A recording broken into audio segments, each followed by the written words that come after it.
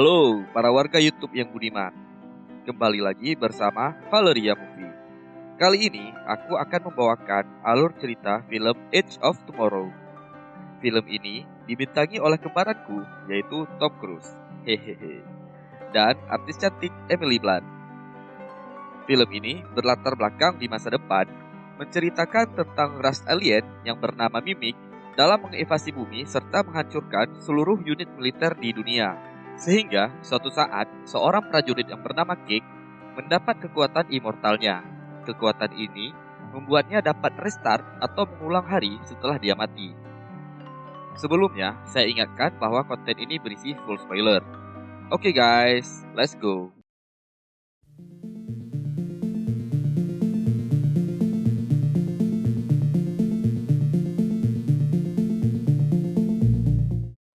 Pada tahun 2015, sebuah invasi alien menyerang seluruh kawasan Eropa. Alien yang disebut Mimic ini bahkan berhasil menguasai seluruh kawasan Eropa dan membunuh jutaan orang. Mimic dapat meniru bahkan mengantisipasi tindakan militer yang membuat peradaban manusia terancam. Namun, 5 tahun kemudian atau pada tahun 2020, akhirnya manusia mendapat kemenangan pertamanya karena mulai menggunakan teknologi baru yang disebut exoskeleton. Jaket canggih ini dapat membuat para tentara mendapat kekuatan super. Seorang wanita yang bernama Rita Frastaskay juga menjadi pahlawan di pertempuran karena berhasil membunuh ratusan mimik dengan sangat mudah. Lebih dari 70 negara akan bersiap-siap melakukan serangan terbesar sepanjang sejarah umat manusia yang disebut Operation Dawnfall untuk menghancurkan mimik ini. Letnan Kolonel Bill Cake adalah seorang perwira Amerika yang sedang ditugaskan untuk bertemu Jenderal Brigham di London. Setelah tiba di London dan bertemu sang jenderal, bukannya tugas keperwiraan yang diemban, melainkan maju ke medan perang, bagaikan tugas seorang prajurit. Cake lantas menolaknya, mengingat dia tidak memiliki pengalaman berperang di medan laga. Namun, perintah jenderal harus dituruti. Cake berusaha melarikan diri, namun tembakan bius mengagalkan rencananya. Begitu sadar, Cake sudah berada di halaman markas militer untuk diterjunkan keesokan harinya di medan perang. Pandangannya tertuju pada iklan seorang pahlawan wanita yang bernama Rita. Kemudian, Cake disambut oleh Sersan Farrell. Dia berusaha menjelaskan siapa dirinya, identitas, dan jabatannya sebagai perwira. Namun, Sersan Farrell sebagai pimpinan di situ tidak peduli dan menganggap bohong. Sesuai catatannya, Cake adalah seorang prajurit yang disertir atau melarikan diri dan tidak mau ikut perang. Akhirnya Cake bergabung dengan pasukan J untuk bersiap berangkat perang esok hari jam 6 pagi. Pagi hari pun tiba. Mereka semua bersiap-siap untuk berangkat perang. Cake bersama pasukannya mulai memakai jaket exosuitnya yang berat penuh dengan senjata-senjata. Sayangnya, dia tidak mengerti cara menggunakan jaket itu. Mereka pun berangkat menuju ke pantai yang berada di Prancis. Saat hendak melakukan penerjunan, pesawat yang ditumpangi sudah ditembak musuh lebih dulu, sedangkan Cake masih belum mengetahui cara melakukan penerjunan. Maklum, Cake baru pertama kali ikut perang. Beruntung, akhirnya dia bisa mendarat dengan selamat. Di ladang pertempuran, ia melihat banyak teman-temannya yang tewas. Salah satunya si Gembrot yang ditimpa helikopter. Namun Cake hampir ya salam, karena sebuah helikopter nyaris menimpanya juga. Beberapa pasukan keluar dari helikopter. Ternyata itu adalah sang pahlawan yang bernama Rita bersama pasukannya. Rita dengan mudahnya membunuh beberapa mimik. Namun, ia tewas akibat terkena rudal dari mimik. Duar mimik. Cake langsung bergabung bersama pasukannya. Di saat mereka sedang membentuk formasi bertahan, tiba-tiba seekor mimik muncul dari dalam tanah dan langsung menyerang mereka secara membabi buta. Cake masih berkutit dengan pengamanan senjata. Di saat semua pasukannya telah gugur, syukurnya Cake dapat mengaktifkan senjatanya dan berhasil membunuh seekor mimik. Namun, seekor mimik yang lebih besar tiba di hadapannya. Cake pasrah karena senjatanya kehabisan peluru. Di saat yang kritis, oleh ancaman mimik, Dia mengambil bom dan mengarahkannya ke Mimik besar itu. Bom meledak dan darah Mimik berhamburan ke wajahnya. Duar Mimik. Tiba-tiba Cake terbangun di halaman markas militer lagi. Hal yang sama pernah terjadi sebelumnya kini terulang kembali. Iklan seorang pahlawan wanita, Sersan Farel, dan pasukan J semua sama. Ia pun merasa seperti dejavu. Mereka pun mulai berangkat perang lagi. Hal yang sama juga terjadi lagi, seperti pesawat mereka yang terkena bom, si Gembrot yang tertimpa helikopter. Namun di saat ia bertemu Rita, Cake berhasil menyelamatkan Rita dari rudal Mimik. Namun Cake harus tewas dibunuh Mimik. Ia pun kembali terbangun di markas militer seperti semula. Cake bingung dengan apa yang terjadi. Dia berusaha menceritakan kepada Sersan Farel dan pasukan J, namun tidak ada yang percaya. Bahkan, mulutnya ditutup lakban agar tidak banyak bicara. Saat perang, dia berhasil menyelamatkan si Gembrot, namun dia harus tewas ditimpa helikopter. Ia pun kembali bangun untuk keempat kalinya dan mulai perang lagi. Kali ini, Cake berhasil menyelamatkan si Gembrot, namun ia harus tewas ditabrak mobil.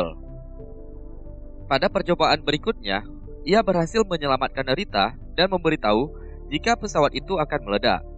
Ia pun mengajak Rita untuk menyelamatkan diri. Di sini, tampaknya Cake sudah menguasai medan perang. Di saat situasi semakin kritis, Rita malah memasrahkan dirinya dan mengatakan Cake harus menemuinya ketika ia terbangun lagi. Pesawat itu pun meledak. Cake kembali terbangun, bertemu Sersan, dan bergabung ke pasukan J seperti biasa. Namun, kali ini ia terlihat lebih bijak menghadapi mereka semua. Ketika latihan rutin, Cake berniat untuk menemui Rita. Ia pun mencari cara untuk kabur dengan melewati truk yang sedang melintas. Namun naas, dirinya malah tergejot oleh truk itu. Ia pun kembali terbangun, dan kali ini upayanya menuju markas Rita berhasil. Ia bertemu dengan Rita di sebuah arena latihannya.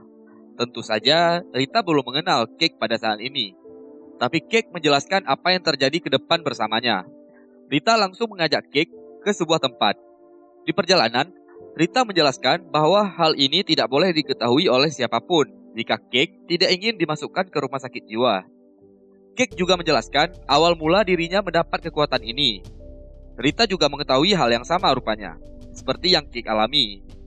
Ternyata, Rita juga pernah memiliki kekuatan seperti itu. Tetapi, sekarang kekuatannya telah hilang. Pantas saja, dia menjadi pahlawan perang di Verdun.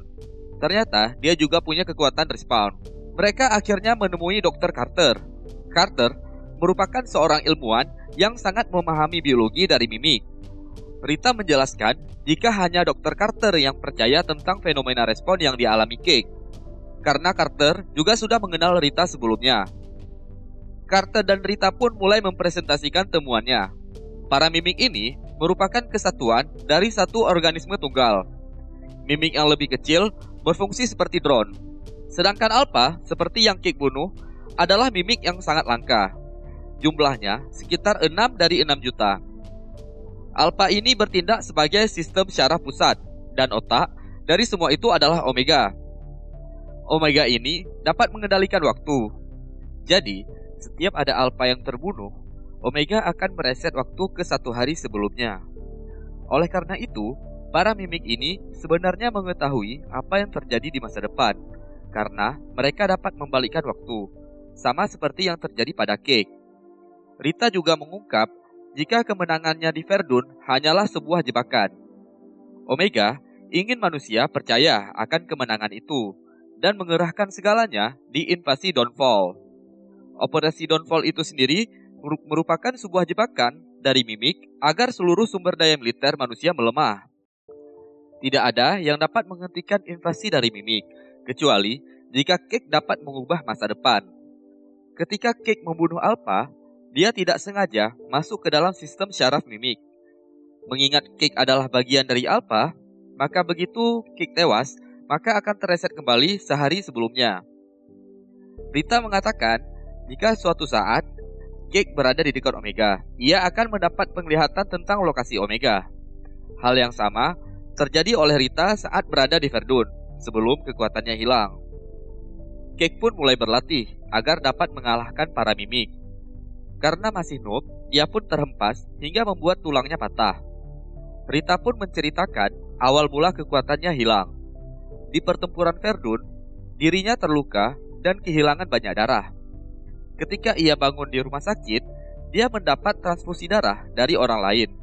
Dan karena itu, kekuatannya menjadi hilang. Dia juga berpesan jika Cake tidak boleh kehilangan banyak darah dan mendapat transfusi darah jika tidak ingin kekuatannya hilang. Oleh karena itu, Cake harus bunuh diri jika ia mulai kehabisan darah. Rita pun menembak Cake agar dapat mengulang hari. Cake terbangun lagi seperti semula dan lagi-lagi menemui Rita untuk berlatih.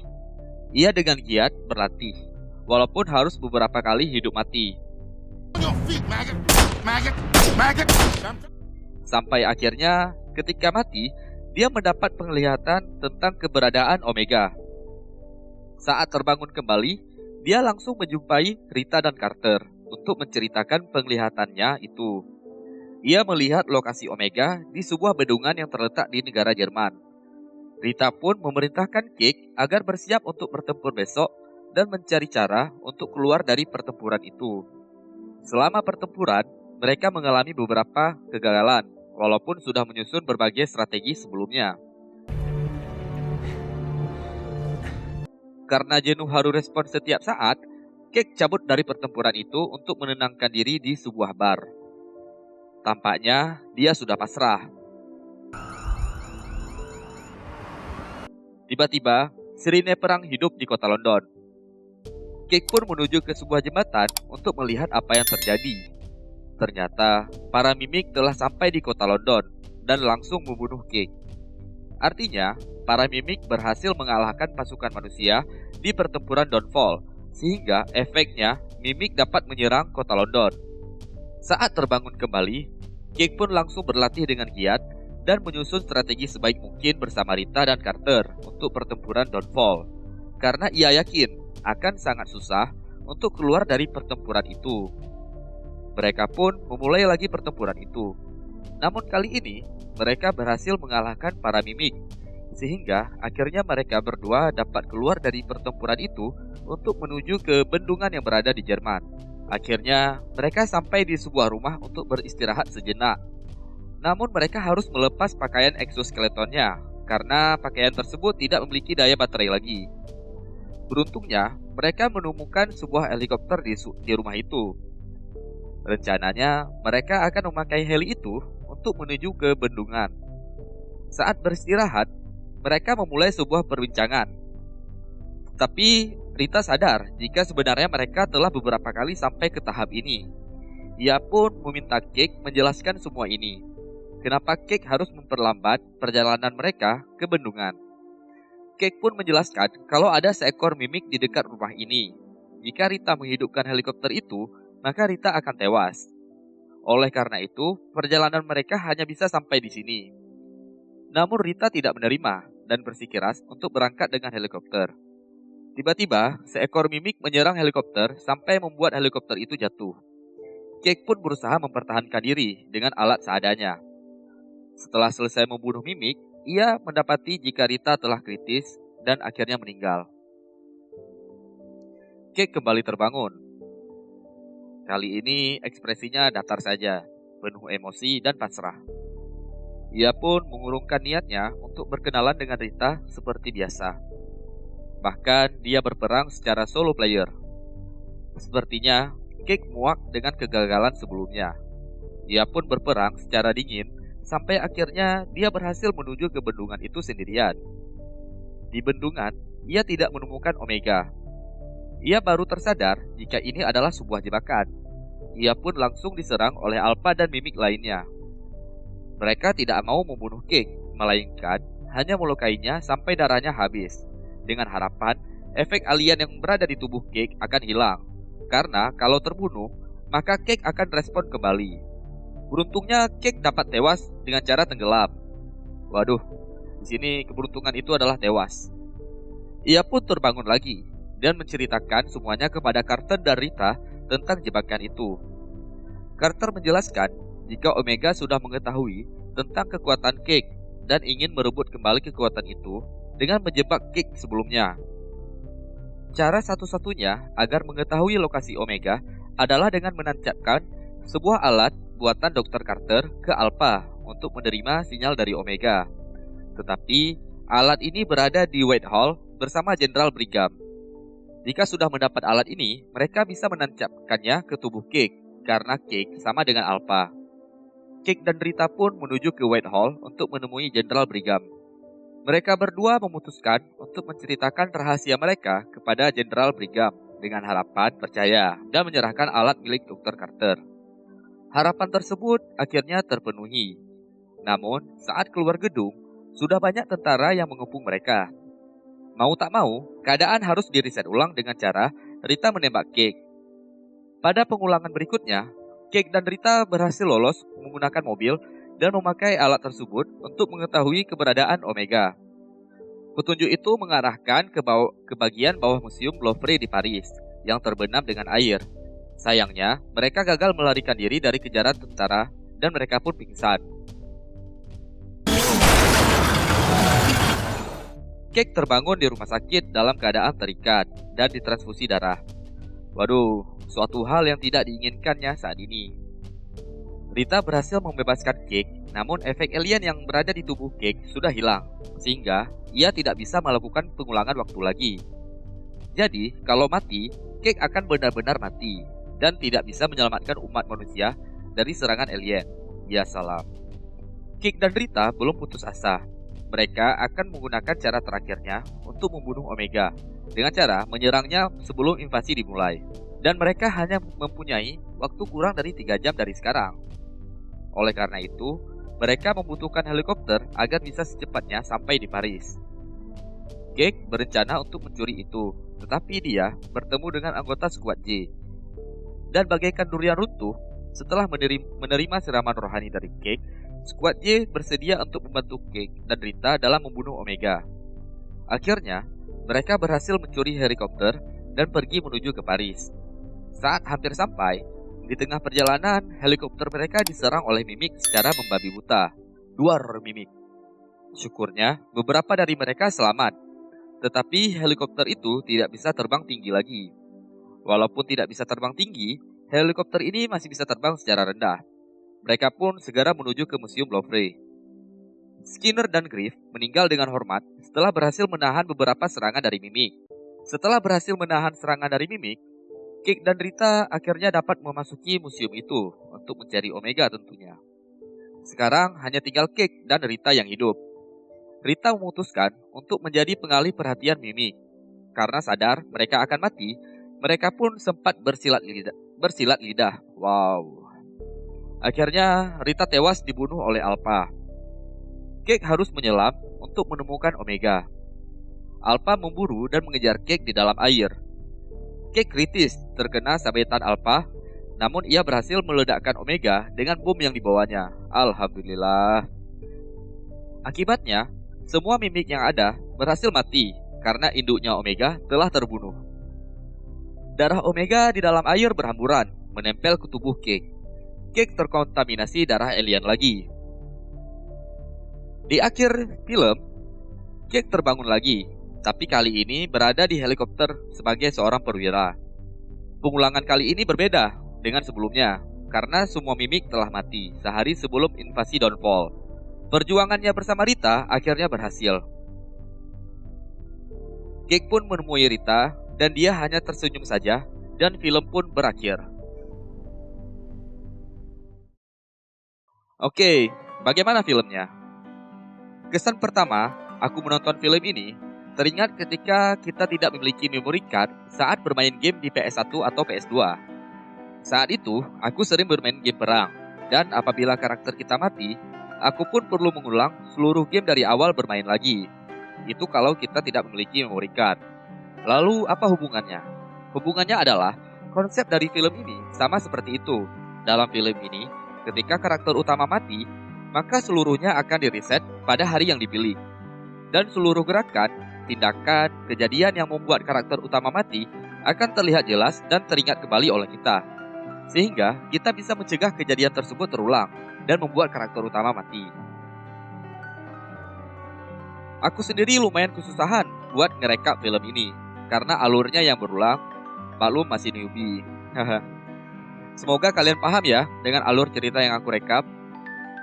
Untuk film adaptasi dari manga Jepang, menurut aku film ini sudah sangat bagus dibandingkan beberapa film based on manga lainnya.